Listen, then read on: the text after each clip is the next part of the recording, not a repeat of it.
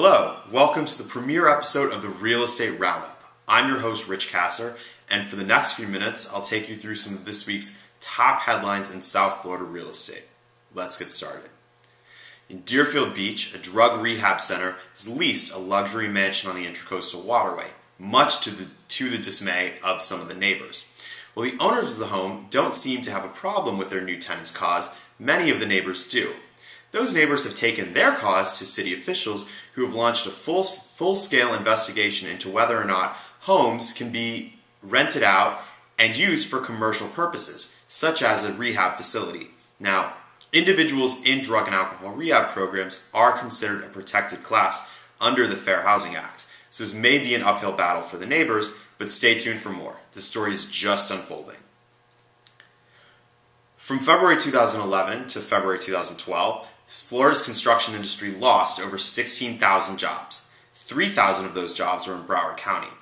According to the Sun Sentinel, this was caused by stimulus-funded projects wrapping up and tight municipal budgets in the region. It wasn't all bad news for South Florida, though. Palm Beach County gained over 200 jobs, likely caused by the new housing boom in the western area of the county.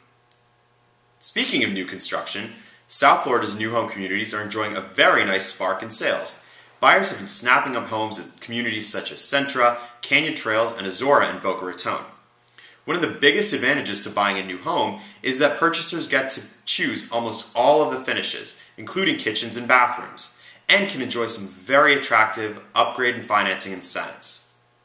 Southern Palm Beach County seems to be the region's most attractive new home market, with projects like Centra and GL Homes' new luxury community, The Bridges in Delray Beach, selling an average of 3 to 5 homes per week. Projects in Miami, like the condo towers My Brickell and Biscayne, are also enjoying similar success. Broward County has shown some growth as well, namely with the addition of many new rental communities in downtown Fort Lauderdale. More and more families are living together in what some are calling generational arrangements. This has led national home builders such as Lennar, Centex, and GL Homes to start including options called grand retreats and family suites to some of their most popular models. These spacious bedrooms, designed for either grandparents or adult children who move home, include luxurious bathrooms, living spaces, and sometimes even kitchenettes and separate entrances. These suites can actually rival the master suite for space and amenities. Adding such a room to a new home can increase the price of the home by up to $75,000. However, they are proving to be increasingly popular with many South Florida new home buyers. The Miami area has one of the nation's largest concentration of energy-efficient green buildings. A new report from the EPA shows Miami having over 20 million square feet of energy-efficient, Energy Star-rated buildings, both residential and commercial. These buildings represent a savings of over $19 million of annual energy costs each year. Miami ranked number 18th on the list, ahead of major cities like Atlanta and San Diego.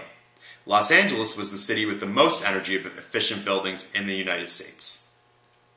And in some good news, work on the new library in downtown Boca Raton is finally getting started this week, with an official groundbreaking set for Thursday.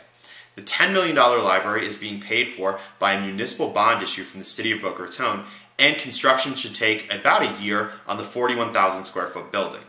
The new library will include multimedia labs, children's rooms, an outdoor garden, and a state-of-the-art bookstore. Residents from nearby communities like Library Commons and Spanish Village are thrilled that the new library is finally getting started. The city has not announced what they were going to do with the original building across from the Tennis Center and City Hall. However, there are rumors that the site could be turned into a new housing community. Well, that's all the time we have for today. I'd like to thank our sponsor, Level Realty Group, for making this show possible. Tune in next week for more news, headlines, and a tour of the home of the week. Thanks for watching. Have a good